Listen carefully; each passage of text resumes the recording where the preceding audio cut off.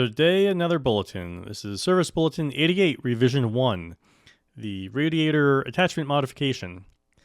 The instructions here first have you take a look at the existing radiator in these spots that are circled to see if your radiator has been rubbing against the cowl. Of course, when you start the engine has a tendency to rotate on its mounts, and it might interfere with the cowl. So I replaced mine last year due to a small leak right in that same area. So let's take a look at the old radiator. And yeah, I do have some paint that's rubbed off right in that area that they're pointing out. So I might have to take a look at the cowl to see exactly where that interference is coming from. And I might have to trim back the cowl. But for now, we're going to take a look at the current radiator. And of course, that means that the cowl has to come off.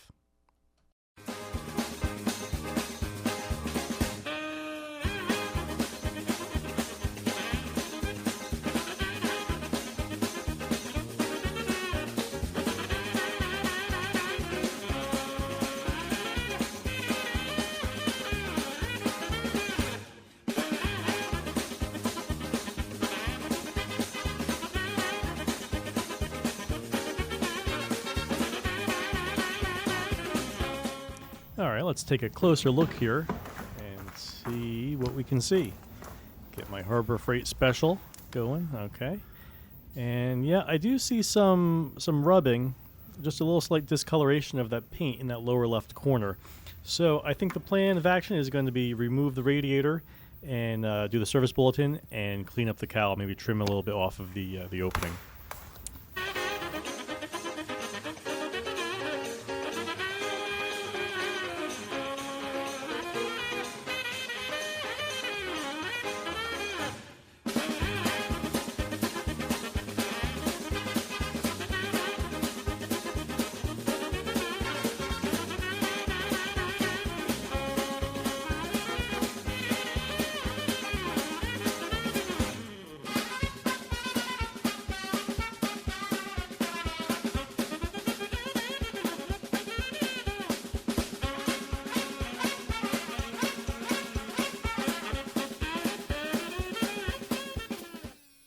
So for the love of God, don't do what I'm doing here.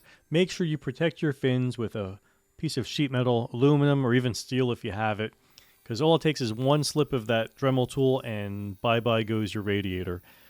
So depending on your particular tool and your bit, you may have trouble getting at the base of these ears. So I would suggest that you do as much as you can based on the angles that you have, and eventually you're going to be able to just bend those ears off. Or you can use the sandpaper bit, the Dremel sandpaper bit, to remove the extra material from those ears. It doesn't have to be perfectly flush with the that lower lip there, but do the best job as you can.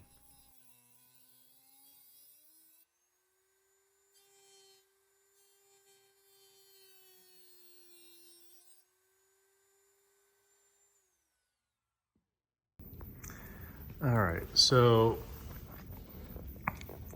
we used a Dremel tool to remove the two ears, and we also used the tool to take off this lip down here.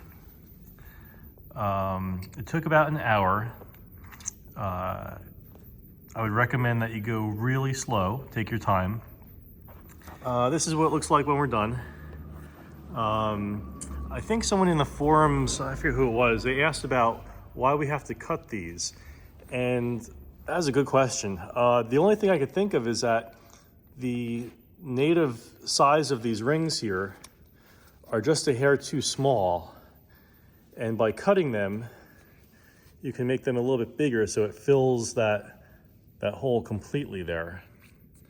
Because otherwise that's going to look like this. It's going to be a little bit smaller, but I think there's still enough meat on this where it's not going to fall out, even if you don't cut this. But I like to follow the directions as as exact as I can. So that's what I did. I'm going to fill that with RTV sealant. I guess I'll put this back in when I fill that. I'll probably walk away for a couple hours, let that set up a little bit, and then we'll install it in the plane. But I'll see. Maybe I can do that when it's still wet. So that's what these guys look like here. Now on the aircraft side, the lighting is a little bit bad here, but let me show you what we did here. So this is what the final assembly looks like. There we go. And I was curious as to why we're using a AN3 bolt here instead of a rivet. And then that's when I realized that this hole was already drilled out for an AN3 size. So I guess we're really just using this bolt as a rivet, and it's larger just to fill in the existing hole there. What I wasn't expecting is, in my case, I did not have a 1/4 inch open-ended wrench here for this. So I had to use a socket. If you have a thin-walled socket, you can go up here and get onto that. And then down there, if you have a pretty thin wrench, you can get onto the head of that. There we go. The head of that AN3 bolt, which is right there on both sides. So a quick update. I tried to mount this on the aircraft and I saw some interference between this lip on the left and the right sides of this lip, about from there to there. And it interferes with this little mounting flange on the oil cooler. So basically the moral of the story here is that when you trim that lip off of the radiator, make sure that you can't even tell that there was a 90-degree bend in that material right there. So I wanted to show you the clearance now between the coolant radiator and the oil cooler here.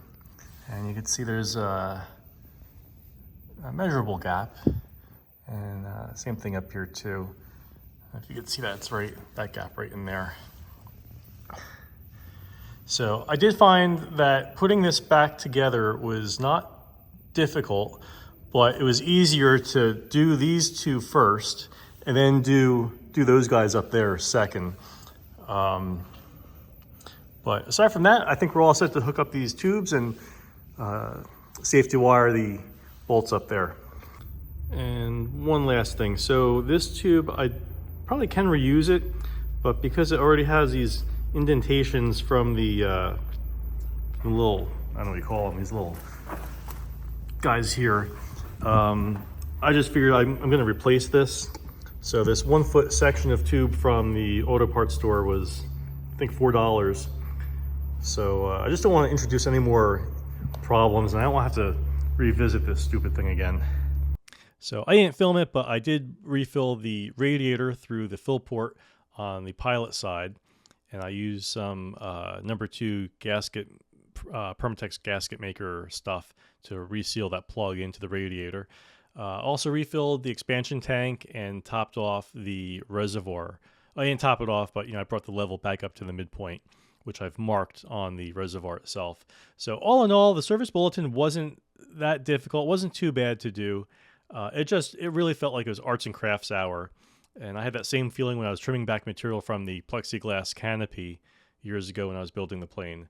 So I made the mistake of not trimming back enough material from that 90-degree lip on the radiator, but I'd rather go make little baby steps and not take off too much up front. So until next time, keep the brown side down.